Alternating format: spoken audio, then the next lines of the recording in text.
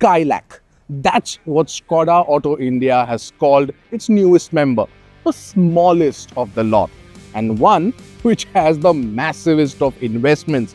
250 million euros have been invested in the country to bring out this car.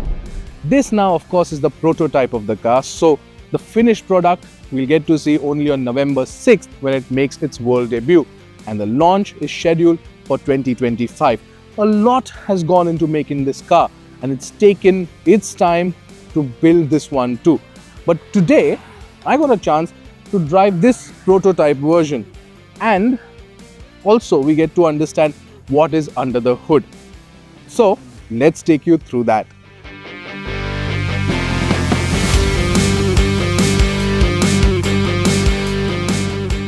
Now, when I say take you through it, there were quite a few restrictions I was held to because, as I said earlier, this is just the prototype.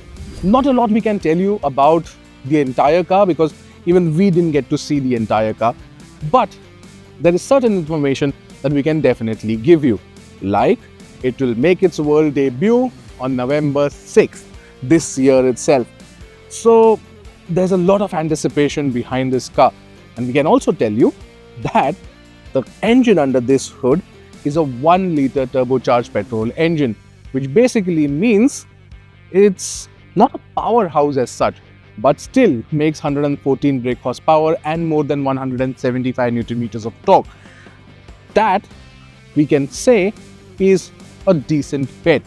Now, on the driving front, we got to drive it a little around this track right here, and what I can say is that the steering is pretty precise, point and shoot kind of steering. Now, the clutch is a bit on the harder side, but overall on the ride and handling front is what we could understand and what we gauge. On the ride and handling front, it is pretty sorted. It's not bad, you know. It's a little on the sporty side, it's a little on the edge of sportiness, so to say. And that's what we like about it. That's what makes this one more intriguing, and I cannot wait to drive this once we get our hands on it. Because this is a Skoda car which is built on the same platform as the Kylaq and even the Slavia.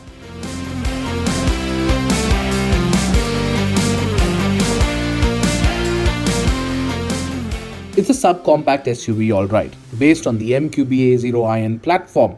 The length is 3995 millimeters and the wheelbase 2566 millimeters. I don't have the width and the height of the SUV yet, but the ground clearance is a good 189 millimeters. On the production front, 30% capacity has been increased by the group so that it can accommodate the kind of impact this has in terms of sales as well as demand. So a lot of thought process gone into it. Again, this car is also going to make make it to the export markets. So the production hub is going to be India, and more cars coming next year as well. A lot to talk about then about the Kylaq, but we can't talk much because Skoda has told us not to.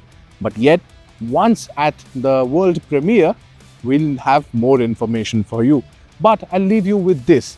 According to Skoda, the base variant of this car is going to have a lot to offer. What is that? Well, we'll know on November 6th. But what I can tell you is that Skoda has packed it with 25 active and passive safety features. And yes, it is gunning for a 5-star safety rating as well. On the base though, it will offer parking sensors, 6 airbags, ISOFIX child seat mounts, among other things.